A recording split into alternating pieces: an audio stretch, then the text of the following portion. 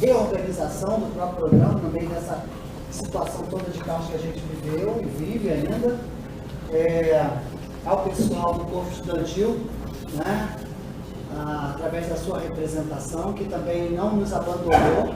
Eu acho que isso é muito importante, né? Nós tivemos a turma do mestrado praticamente completa do início, né, até agora, mesmo passando por essas situações complicadas que a universidade passou, e dizer que as unidades do CH, do Centro de Educação e Humanidade, muito mais que eu, têm sido parceiras de um programa que é um programa novo, que é um programa que precisa da ajuda, né, estávamos conversando eu e o Daniel ali na pré-qualify na área, sobre a perspectiva da horizontalidade. Essa horizontalidade que não se faz com hierarquia, se faz com parceria, se faz com uma troca, se faz respeitando as diferenças, né, e lidando com elas. E as unidades do CH têm sido muito parceiras nisso. E por isso hoje a gente está ocupando esse espaço aqui que é do Instituto de Letras. É uma ambição da escola de aplicação que a gente tem um espaço desse também lá, né?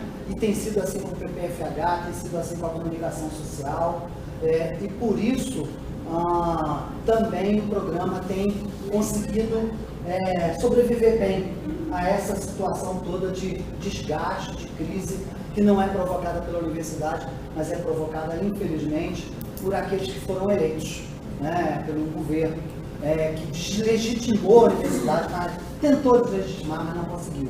E a universidade está aí viva e vocês são uma prova real disso. Então, muito obrigado pela presença de vocês, obrigado a todas essas parcerias. Está aí o Val, está aí até agora segurando a onda, já correu atrás de conseguir som aqui e ali. E são servidores como ele, que a gente não pode esquecer, estávamos conversando disso, né, Daniel? Na hora lá do elevador, existem servidores dentro da universidade que você não sabe nem como agradecer, né?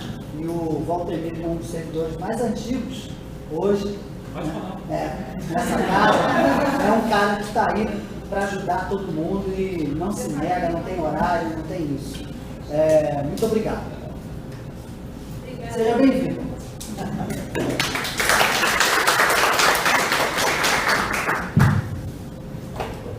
Bom, gente, agora está melhor, né?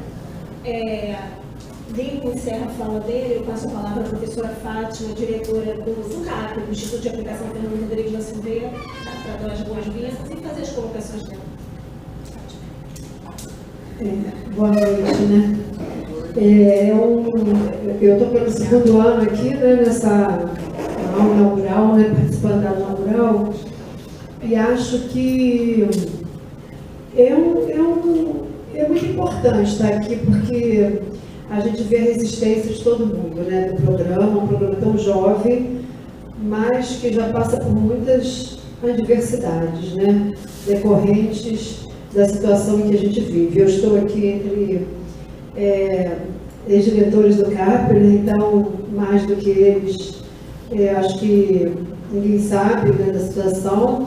O CAP acabou de fazer 61 anos, a gente fez uma celebração no sábado, né, que foi muito bonita, né, porque, na verdade, sempre tem muita emoção, né, com muitos estudantes nesse momento que pediram transferência, e a gente está fazendo pela primeira vez um edital de transferência externa para captar novos alunos de 7º, 8º, 9º e primeiro ano para recompor, né, os nossos quadros.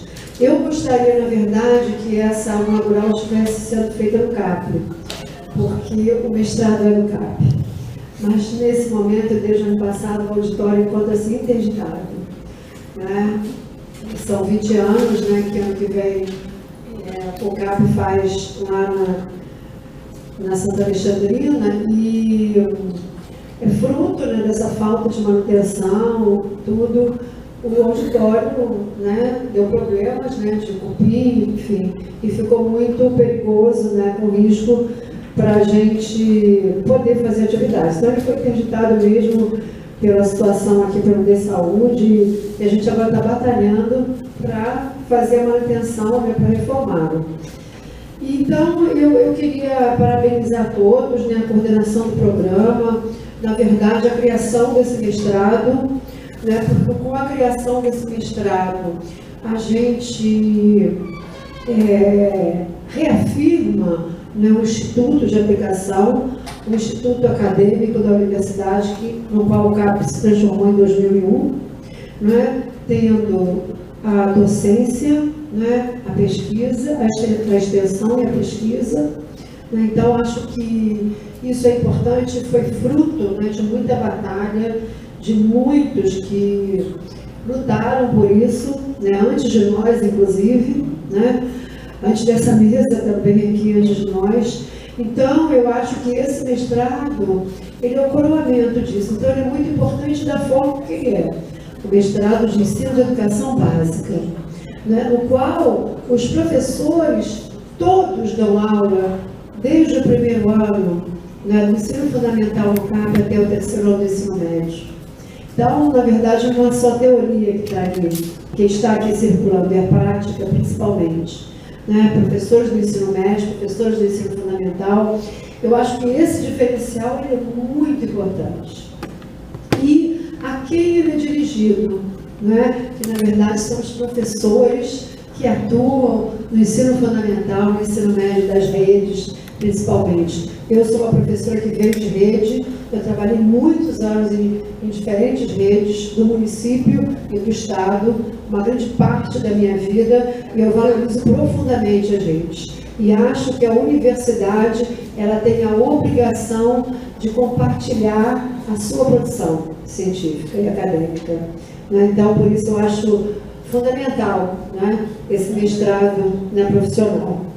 Valoroso, né, que resistiu a essa onda de 2 anos. Né? A gente sofreu muito aqui, nós sabemos, né? E acho que estar aqui é uma prova de resistência. Então, eu queria dar parabéns, né, às coordenadoras, né, aos professores, né? E achei lindo demais, falei com a Andréia, o título da aula inaugural. Né? Eu achei lindo demais. Quando eu vi isso, eu falei, meu Deus do céu, expedições pedagógicas, né? Então, eu acho que eu estava falando no sábado, na nossa celebração, eu acho que a gente precisa de garra, de luta, né? E precisa de muita emoção para levar tudo isso, né? Então, é isso, eu queria saudar, né, com parabéns a todos, né, essa resistência e mais um ano, né, a mais uma aula inaugural. Obrigada.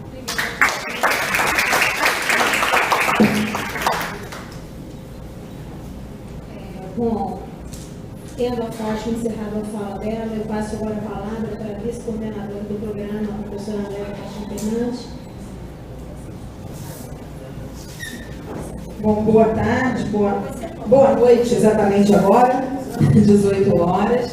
Queria também saudar todos que estão aqui, agradecer, assim como o Bia já fez, né, as parcerias que temos encontrado dentro do CAP e para além do CAP, né, registrar que estamos aqui em mais uma parceria, na verdade, eu e Daniel temos trabalhado duro nisso, porque a burocracia é maior do que a nossa intenção, né? Mas temos trabalhado no sentido da construção de um convênio internacional, Universidade do Estado do Rio de Janeiro e Universidade de Buenos Aires. Né? Então, a estada do Daniel aqui, ela é uma estada também de alguém que vem se constituindo como um grande parceiro nosso para pensar esse espaço da formação de professores e esse espaço da valorização e da escuta docente, da escuta de diferentes formas, não só da escuta auditiva, mas da escuta manifestada e refletida em registros imagéticos, em registros escritos. Né? Estamos exatamente, né, nesse caminho do convênio, na documentação que vem para a UERJ, vai para a UBA, vem para a UERJ, vai para a UBA, então ela está para lá e para cá por e-mail, mas acho que já estamos chegando ao final, né, Daniel? Estamos chegando ao final, então em breve teremos aí um convênio, que é um convênio, não é um convênio do CAP só, né, é um convênio da Universidade do Estado do Rio de Janeiro, que está sendo puxado no CAP e na Universidade de Buenos Aires pelo Departamento de Educação, né? Faculdade de Ciência da Educação, desculpa, mas que na verdade ele é aberto para parcerias com outras unidades acadêmicas daqui e de lá, né? Como a gente diz aqui, esse convênio é um grande guarda-chuva, né? Então, não vou me alongar mais, né? Espero que esse seja o início de um semestre mais tranquilo, né? Não podemos piscar, ainda estamos na crise e estamos num ano desafiador na história política e também educacional, porque educação é sim um ato político, né? No Brasil e no estado do Rio de Janeiro. Então, acho que a gente tem que estar cada vez mais com os olhos abertos a todos esses movimentos com os quais estamos convivendo, né? E pensando qual é a nossa contribuição dentro e fora dos muros escolares, né? Então, sejam todos muito bem-vindos mais uma vez e vamos em frente aqui, né, nas nossas conversas hoje.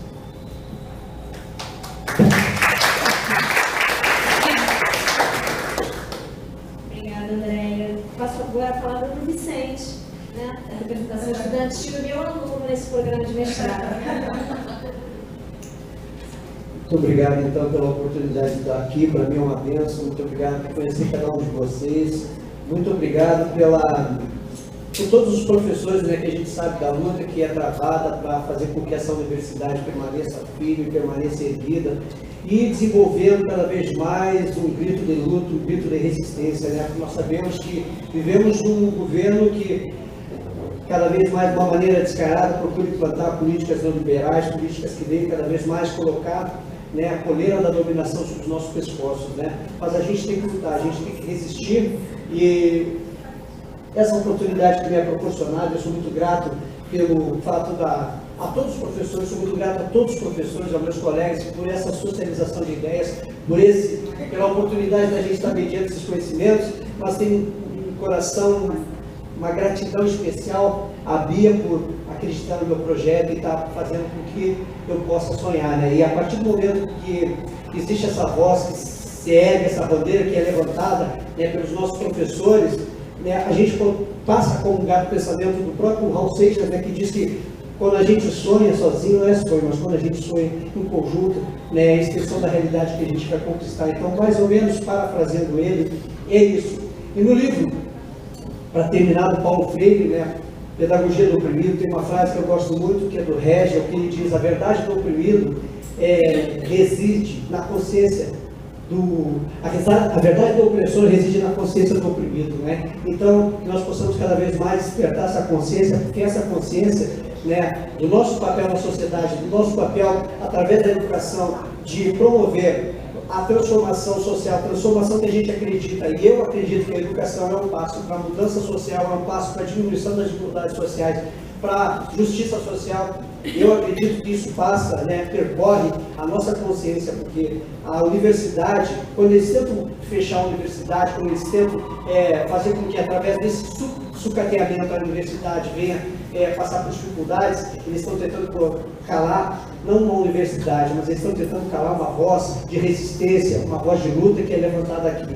Então eu sou muito grato por uma maneira pequena, né, mas e singular, estar podendo dar minha parcela também nesse processo, porque eu sou o Ed, eu resisto, e acima de tudo, muito obrigado pelo professor também estar aqui, né, nos proporcionando a oportunidade da gente aprender. Eu li um pouquinho o seu texto, né, que a maioria dos textos são em espanhol, procurei entender um pouquinho espanhol, e ele fala sobre essas narrativas pedagógicas, né? E para mim, essas narrativas é uma revisão da nossa própria prática docente enquanto educador, é o registro de todas as nossas histórias e a socialização dela enquanto educadores, no sentido de fazer com que isso esteja cada vez mais vivo dentro do ambiente escolar e possa ser um instrumento, sim, para a gente poder, como eu falei anteriormente, rever a cada dia a nossa prática docente. E para terminar, tu é um Soares argentino, eu sou um Soares brasileiro.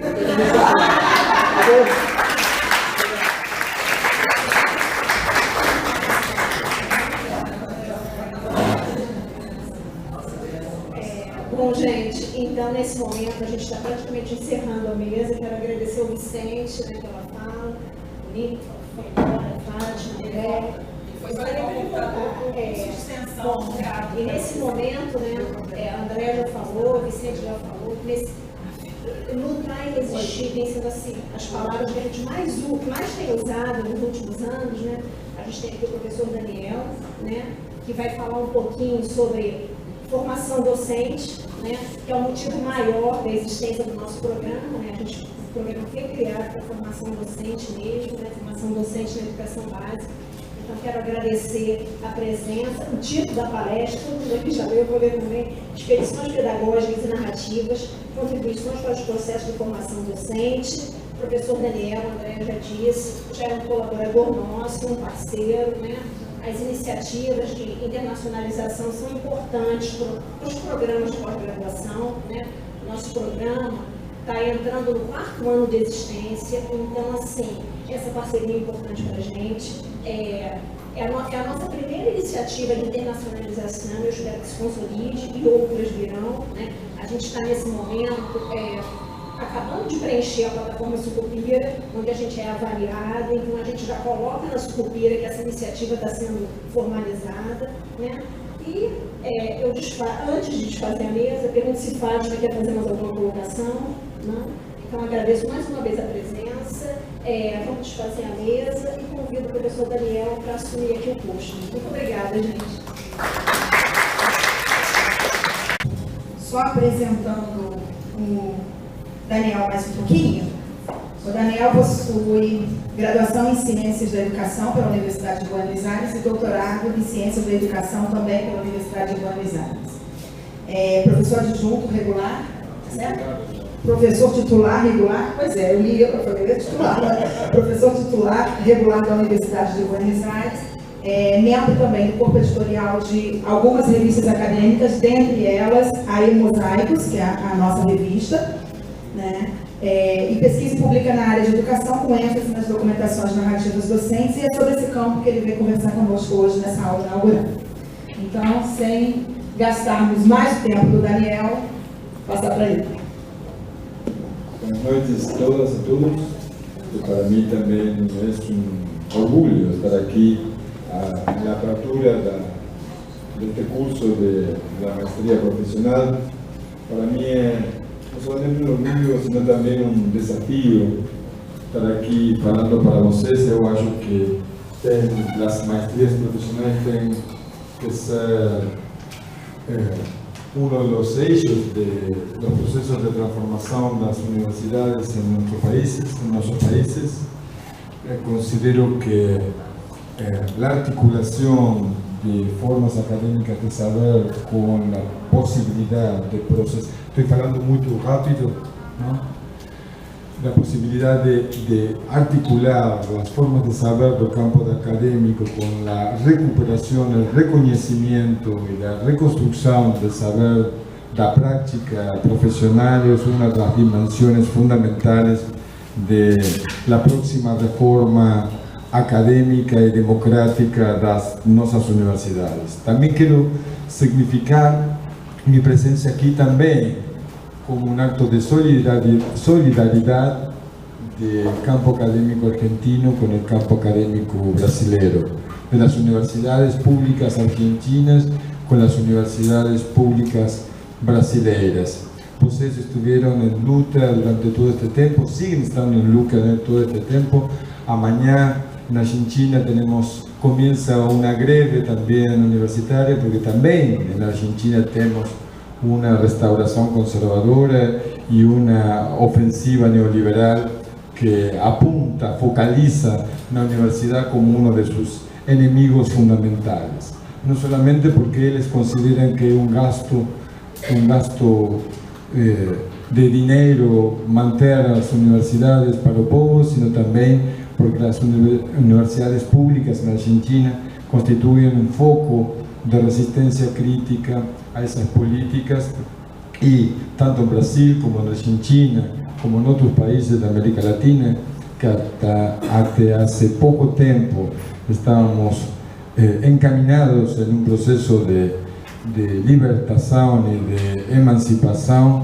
Bueno, ahora estamos sufriendo los embates de una estrategia continental que focaliza en la resistencia democrática como uno de los lugares, territorios donde toda la fuerza de la violencia del capital y de la reacción están tratando de doblegar y de someter.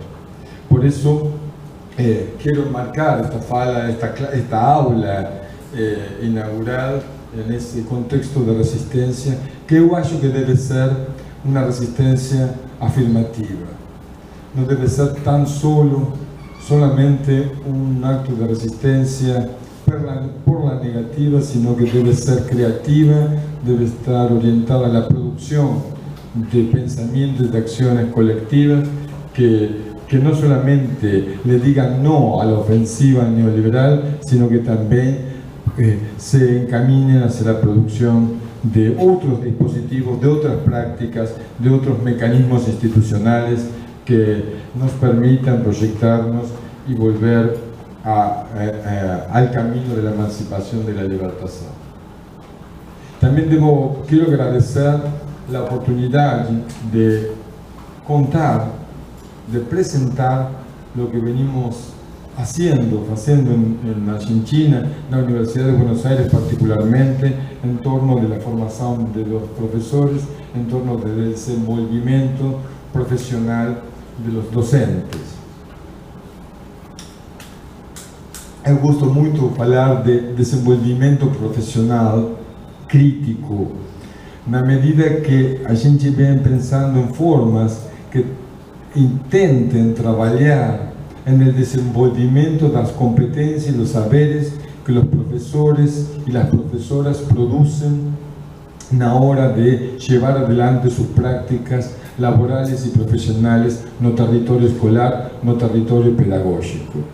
Existe un modelo muy instalado, hegemónico, de formación y de desenvolvimiento profesional que trabaja, ¿no?, que supone el déficit de cualificación y de competencia de los profesores y que intentan transmitir, reproducir en los profesores saberes producidos en otro lado, saberes producidos de campo académico, en el campo de las tecnologías, de la educación, en otros territorios que sin lugar a dudas contribuyen al desenvolvimiento profesional de los docentes, más que al mismo tiempo que los capacitan, porque suponen que no tienen capacidades, esquecen las potencialidades de saber, las potencialidades críticas que tiene el saber construido en el territorio educacional, en el territorio de las prácticas. Por eso, las maestrías, los programas de maestrado profesional, cuando son orientados críticamente, cuando se asientan en este reconocimiento de los saberes de experiencia de los profesores, son un territorio más que propicio para desenvolver también estas formas de resistencia positiva. Desenvolvimiento profesional, formación que interpela y convoca a los profesores desde sus propios saberes para transformarlos en saber pedagógico, en formas de conocimiento y aportes al campo educacional que ni el campo académico ni los profesores sozinhos pueden llevar adelante, pueden realizar. Esta idea de pensar a la articulación del campo académico universitario con el campo pedagógico protagonizado por los docentes es una forma ecológica de producción de saberes que es muy importante desenvolver, muy importante desplegar en todas sus potencialidades. En esa perspectiva, en Argentina, venimos desenvolviendo también una estrategia de trabajo pedagógico entre pares, entre profesores y pesquisadores que tratan de tomar este desafío, ¿no?, y desplegarlo en territorio. La gente viene desenvolviendo este dispositivo de pesquisa, formación, acción docente que se llama documentación narrativa de experiencias pedagógicas que presupone la formación de los profesores al mismo tiempo que pesquisan sus propias prácticas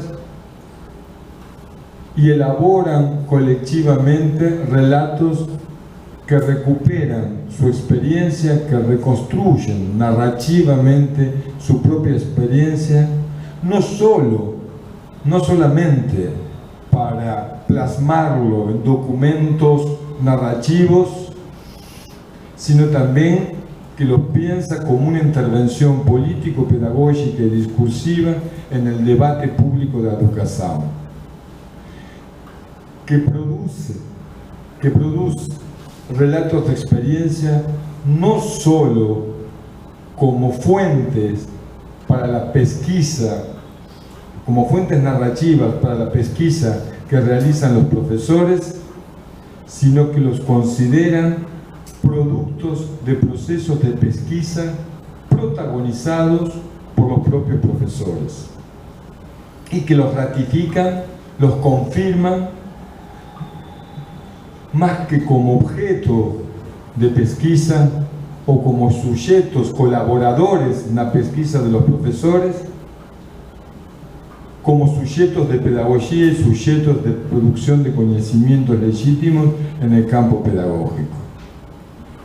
Es decir, como un dispositivo que piensa la formación de los profesores íntimamente relacionada, íntimamente articulada con la producción de saber.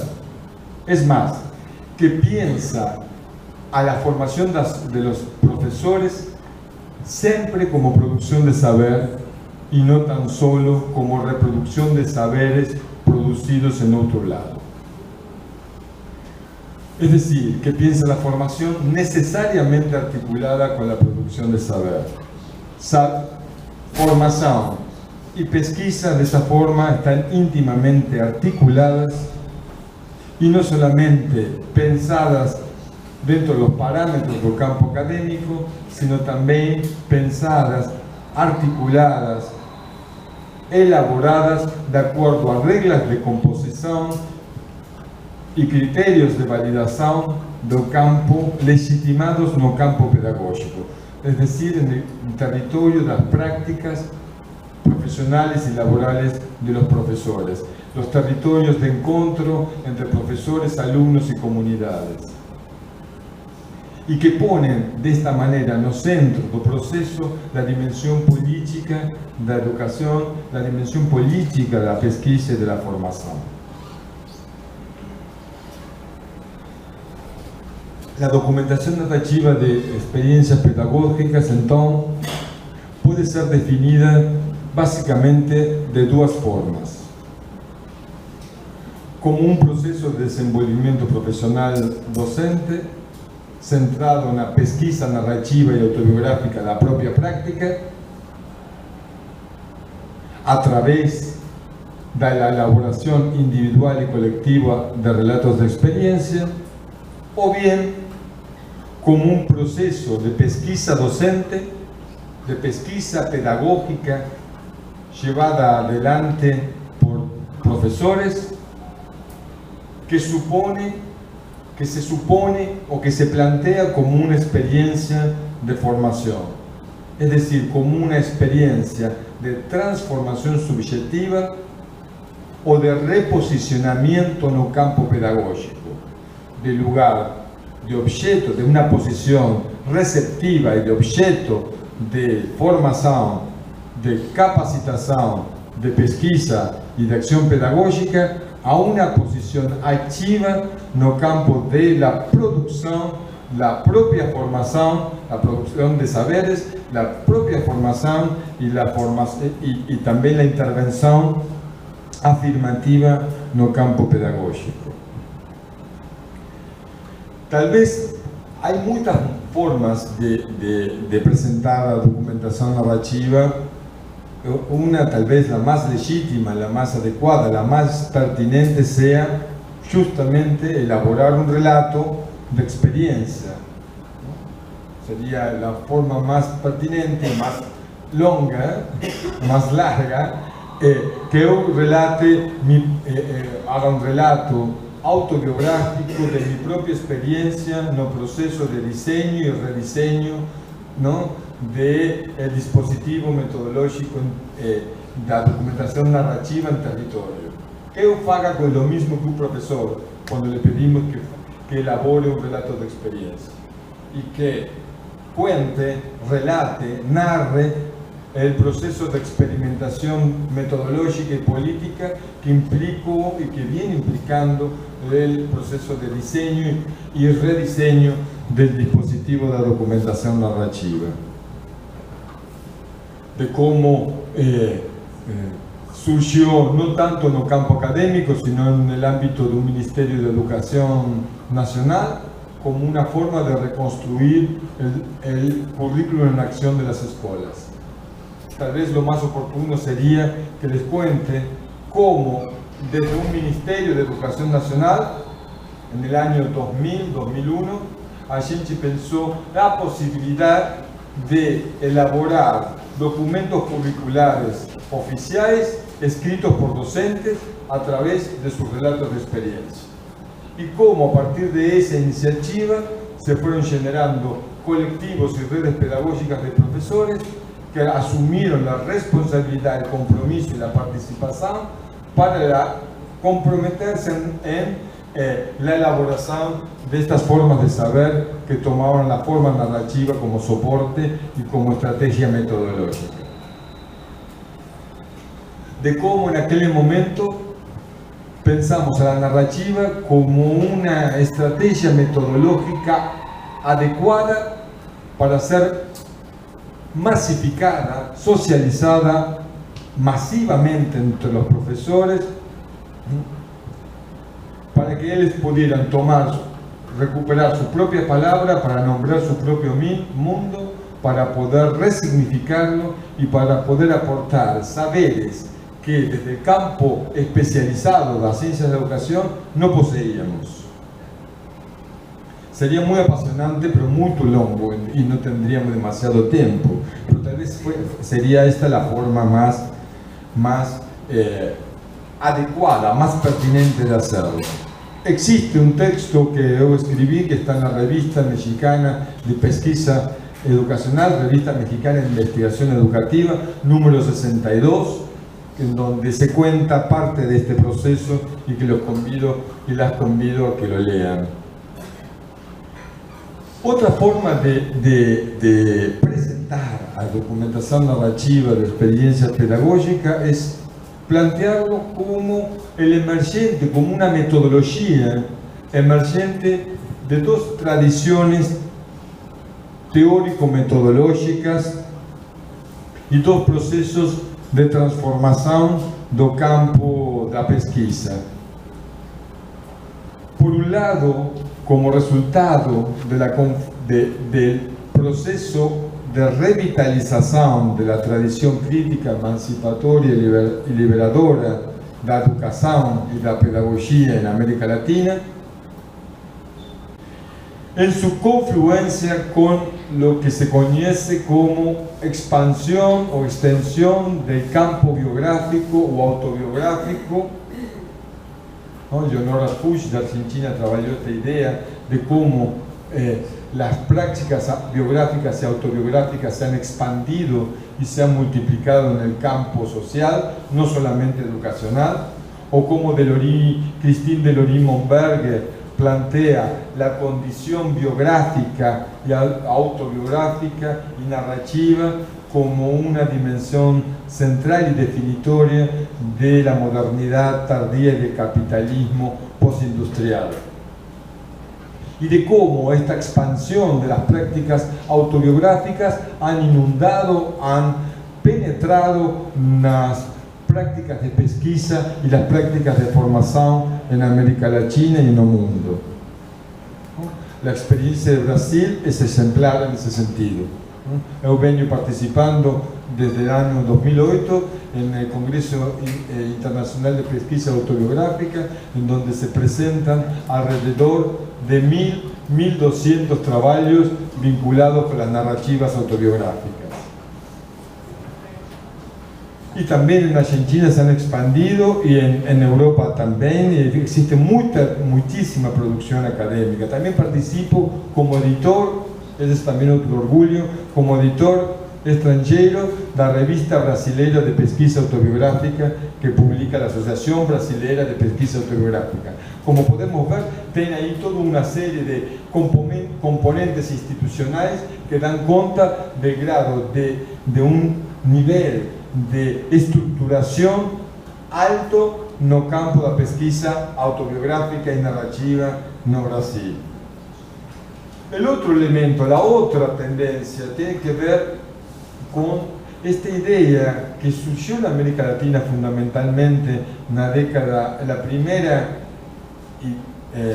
década del siglo XXI y gran parte de la segunda década, y que ahora está siendo interdicta, complicada, tensionada justamente por las políticas neoliberales en el campo educacional, es esta idea surgida de América Latina y de las epistemologías del sur, de pensar que la tradición crítica también adolece de la indolencia que Boaventura de Sousa Santos le atribuye a la ciencia moderna. De que la tradición crítica en el campo de la pedagogía también hay posibilidad de poder visualizar, reconocer y reconstruir experiencias de la praxis pedagógica o de la praxis social que estarían favoreciendo la emergencia de elementos críticos que permitirían repensar a esta tradición crítica, emancipatoria y libertadora. En cierta forma, esta indolencia de la tradición crítica se corresponde con un fuerte etnocentrismo y un fuerte académicocentrismo. Esta idea de que en el campo social no existen posibilidades de despliegue de pensamiento crítico y que solo en el campo académico y solo en el campo do norte es posible pensarlo. De la confluencia de estas dos tradiciones, estas dos tendencias, emerge la posibilidad de pensar a la narrativa autobiográfica también como un elemento que podría estar, o como un aporte que podría estar contribuyendo a pensar en ese proceso de la tradición crítica en educación, de la tradición crítica en pedagogía. De cómo las narrativas autobiográficas de los profesores pueden contribuir a reconstruir la memoria pedagógica del campo educacional y a tornar visibles saberes y experiencias que la misma ciencia produce activamente como inexistentes. De cómo los relatos de los profesores acerca de su propia experiencia y de cómo la indagación narrativa y autobiográfica de los profesores sobre sus propias prácticas puede favorecer a que muchos procesos de producción de saber y de producción de prácticas alternativas ganen en visibilidad y puedan dialogar, conversar con otras formas de saber para resolver juntas cuestiones y problemas que por separado no pueden resolver. Esto no es nuevo, lo plantea Boaventura de Sousa Santos en Epistemologías del Sur. La idea de ecología de saberes remite justamente a esta idea de cómo el saber científico considerados menores y saberes considerados mayores abandonen esa posición jerárquica y puedan confluir en un horizonte común de expectativas para producir un saber que por separado y sozinhas no pueden producir.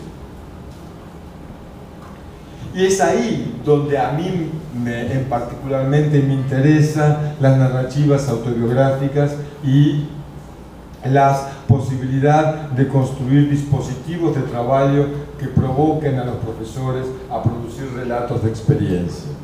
No es solamente una cuestión de orden metodológico. Si ustedes quieren, tiene que ver más bien con razones epistemopolíticas, de pensar que los profesores, junto con el campo académico, pueden producir un quiebre y un avance significativo dentro del pensamiento crítico, emancipador y libertador en América Latina, que signifique un aporte también para toda la tradición crítica en educación y pedagogía. Sería un aporte, si ustedes me permiten, específicamente sureño, del sur, a una pedagogía crítica que fue colonizada por el pensamiento del norte. Y justamente por eso sería un movimiento de descolonización de la tradición crítica que la arroja a la indolencia y a la impotencia frente a otras formas de saber tecnocrático y imperial.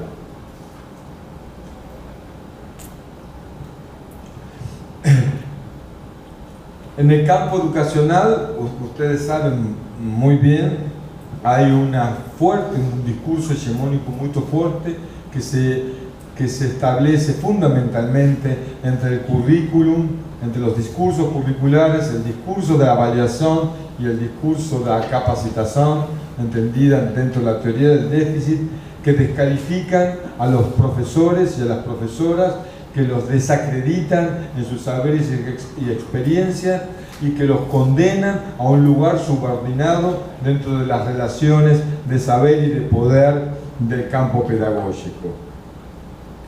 De esta confluencia crítica, narrativa y autobiográfica es posible imaginar formas de saber que reposicionen a los profesores en un lugar protagónico en el campo de la producción de saber. La documentación narrativa de experiencias pedagógicas pretende inscribirse en ese movimiento, que es un movimiento no solo teórico y metodológico, sino que fundamentalmente es político y pedagógico. Otra forma de presentar la documentación narrativa de experiencias docentes, experiencias pedagógicas, tiene que ver con avanzar un poco más en estas definiciones más teóricas y metodológicas, y que tiene que ver justamente en tratar de exponer muy brevemente cuáles son las influencias de otras corrientes de pensamiento, de pensamiento en pesquisa social y en pesquisa educacional. Por ejemplo, toma de la etnografía de la educación de corte latinoamericano esta pretensión de documentar aspectos no documentados de la práctica de la cultura escolar. No, trabaja sobre la paradoja de que justamente los espacios pedagógicos y los espacios escolares en particular son los espacios que están más fuertemente documentados por distintos dispositivos que son de documentación, pero también de control y de poder, las libretas de evaluación, las planificaciones, los documentos curriculares, las planillas, los formularios, etc.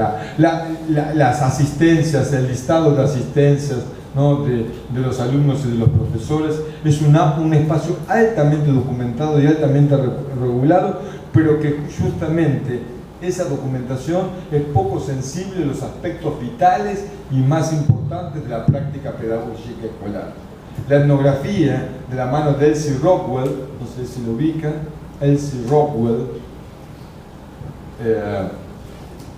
tiene un libro muy bueno en Argentina que se llama La experiencia etnográfica. Elsie Rockwell es una etnógrafa, una antropóloga mexicana muy buena, que justamente trabajó y resignificó la etnografía de la educación en América Latina, y donde plantea que justamente la etnografía lo que puede contribuir a hacer es a documentar aquellos espacios y aquellas prácticas que no son documentadas por los dispositivos de documentación formales y oficiales de la escuela. La etnografía, a través de sus registros, permitirían ver experiencias y dinámicas no visualizadas por la indolencia de las prácticas no documentales oficiales de la escuela. Sí. Elsie, si tuviera una... no tengo.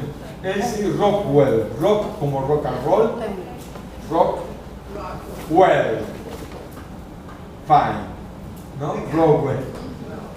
Es muy boa. Claro, ligado, acá se puede escribir, atrás.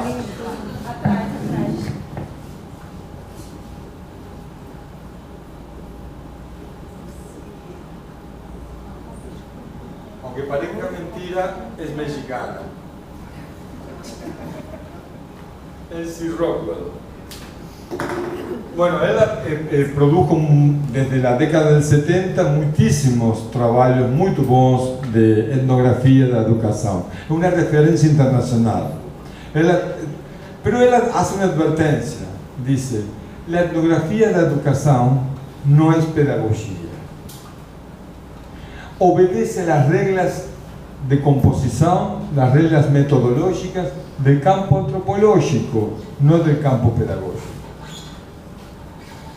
Mas esta idea de documentar lo no documentado, de documentar aquello que otros documentos, por ejemplo, las metodologías cuantitativas de pesquisa no tienen cómo documentar, y sí, los reportes etnográficos, las descripciones densas de los antropólogos permiten dar cuenta, que tiene que ver fundamentalmente con la red de significaciones y sentido que pueden ayudar los actores sociales o los actores educacionales cuando pasan a la escuela y cuando hacen sus prácticas pedagógicas.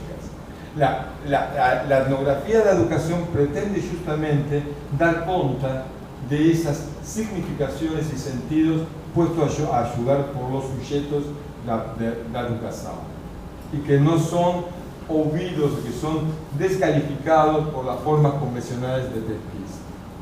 Como una forma de pesquisa cualitativa de la educación más comprometida con la reconstrucción de esas significaciones y esos saberes y esos sentidos puestos a ayudar por los profesores, pero también por los alumnos, por las autoridades, ¿no? Por los funcionarios, por las comunidades, que son esquecidos por las formas de, es más, son controlados por las formas de pesquisa convencionales. La documentación narrativa trae esa pretensión de documentar aspectos no documentados, solo que el documento ya no lo hace el etnógrafo, un antropólogo, sino que lo hace el propio docente. Y aquí hay un viraje importantísimo, porque eso hace que los criterios de validación de ese saber construido por el documento narrativo elaborado por el profesor sea validado no en el campo de antropología, sino en el campo de la pedagogía, con criterios propios, con criterios de validación propios al campo pedagógico y no con criterios colonizados por el saber antropológico, por el saber de las ciencias sociales. Como forma, ¿no?, de encontrar criterios de validación que permitan legitimar ese saber producido y que puedan generar, justamente por eso, una relación de horizontalidad con el saber antropológico. No para esquecer el saber antropológico, sino para poder entablar o establecer con ese saber antropológico, sociológico, histórico, una conversa en donde se logre producir un saber que ninguna de esas formas de saber puede producir sola. El problema es que el saber pedagógico construido por los propios profesores es delegitimado como una forma menor de conocimiento, como una forma desvirtuada de conocimiento, como una forma que justamente gran parte del método científico pretende controlar y regular para que sea posible el conocimiento científico. Gran parte del andamiaje metodológico de las ciencias sociales tiene que ver con el control de ese proceso, con el control de las dimensiones subjetivas puestas a jugar por los actores en el campo social. La documentación narrativa toma la idea de la antropología de documentar aspectos no documentados, pero pone como protagonista de ese proceso de documentación no al antropólogo, sino al docente. Y media ese proceso de producción de saber a través de criterios metodológicos propios. Por ejemplo, Gary Anderson es otro, es norteamericano, pero es un radical dentro de Estados Unidos y del campo académico norteamericano. Gary Anderson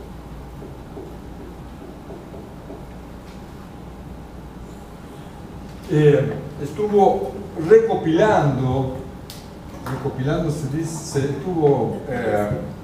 reconstruyendo criterios de validación propios del campo pedagógico puestos a jugar por distintos procesos de pesquisa docente.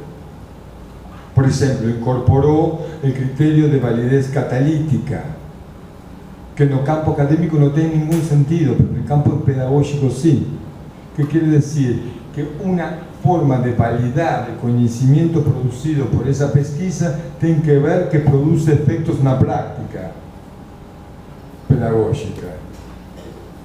Eso es en el campo académico no tiene ningún tipo de preocupación por ese tema. O, por ejemplo, el criterio de validez democrática, que en el campo académico estaría contradiciendo las reglas de juego del método. No hay nada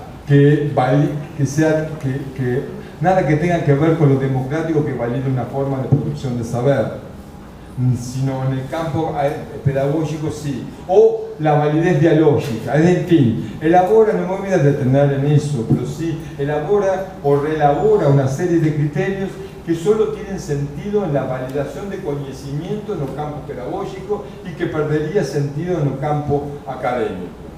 Y que genera una horizontalización de las relaciones entre el saber producido en la academia y el saber producido en el campo escolar o en el campo pedagógico escolar.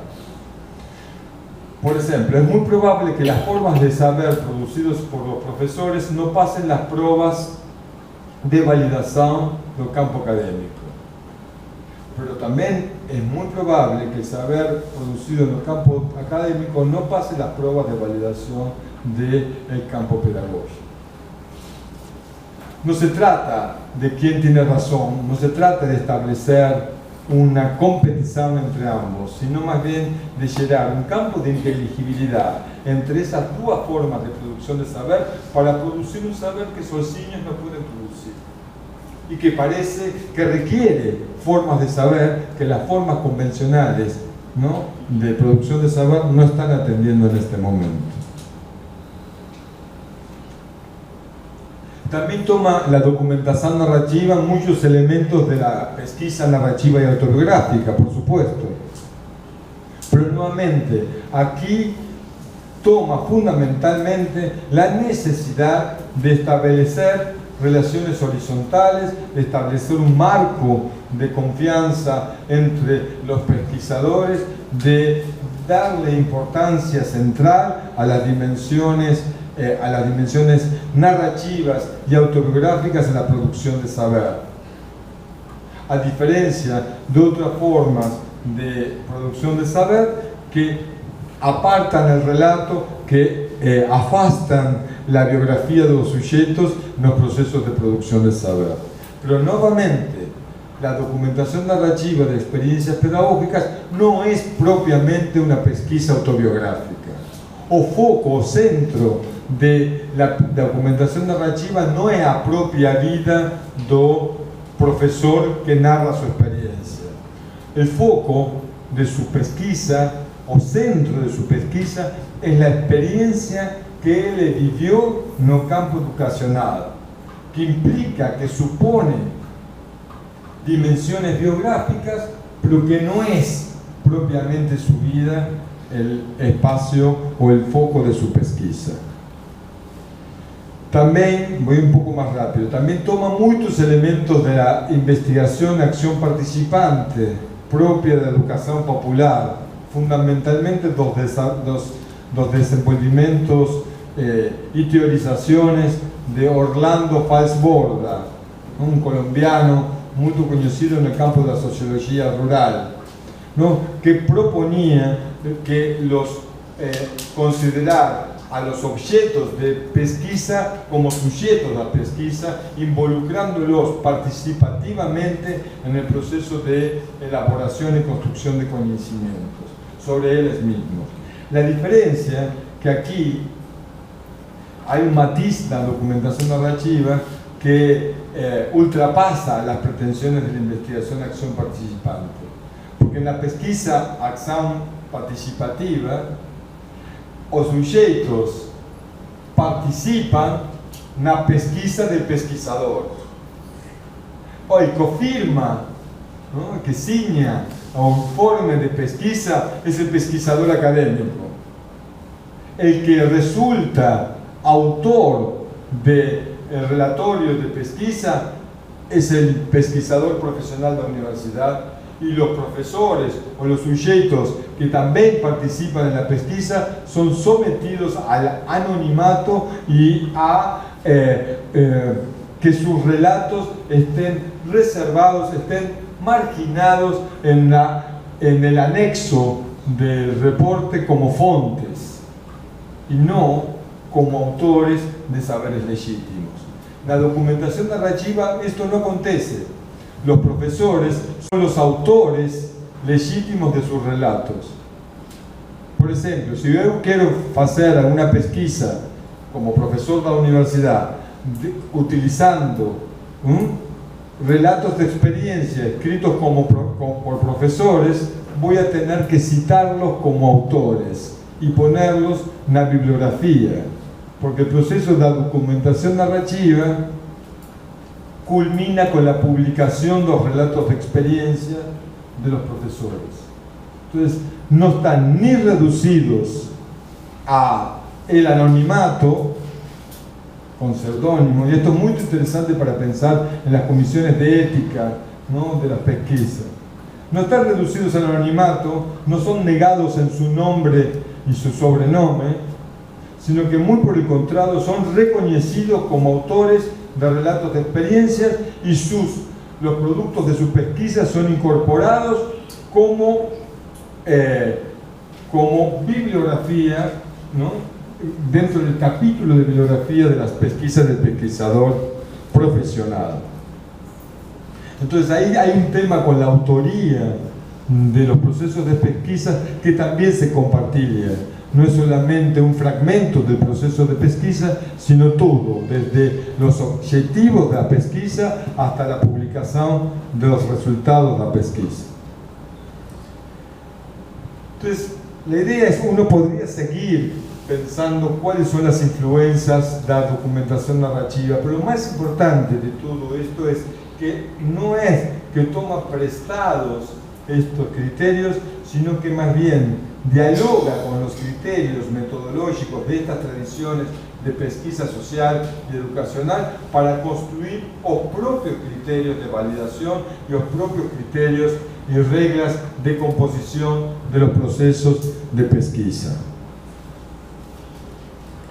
Otra forma de presentar la documentación narrativa de experiencia pedagógica tendría que ver con pensarlo como dispositivo de pesquisa, formación, acción docente, y tratar de intentar describir de qué pesquisa estamos hablando, de qué formación estamos hablando y de qué acción estamos hablando, porque no se trata tampoco de modelos convencionales de pesquisa, formación, acción.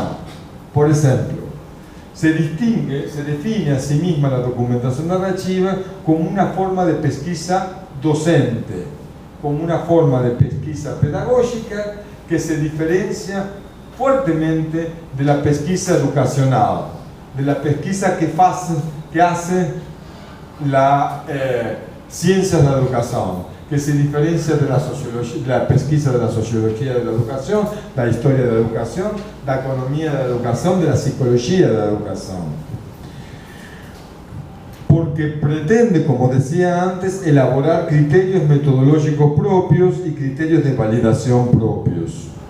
Y además, porque está orientado, como dice José Contreras, en una obra muy buena que se llama Pesquisar la experiencia educativa, de que la pesquisa pedagógica, a diferencia de la pesquisa educacional o educativa, se pregunta por el sentido y la significación que ponen los actores cuando llevan adelante, ¿no?, cuando desenvolven la experiencia educacional en el territorio. Es necesariamente una pesquisa hermenéutica porque pretende comprender e interpretar los sentidos y las significaciones de los sujetos de acción pedagógica. En cierta forma, la etnografía de la educación podría estar contribuyendo mucho para esto, para la comprensión de las significaciones y de los sentidos puestos a jugar en el campo de la práctica pedagógica. Pero avanza un poco más. Si bien la documentación narrativa se define como pesquisa pedagógica, también se pretende y se define como pesquisa docente. Es decir, como una forma de producción de conocimiento que solamente los profesores y las profesoras pueden llevar adelante porque habitan, hacen y producen la experiencia educacional. Y que se diferencia fundamentalmente de la otra pesquisa. Para decirlo más claramente, la universidad no tiene ningún problema de que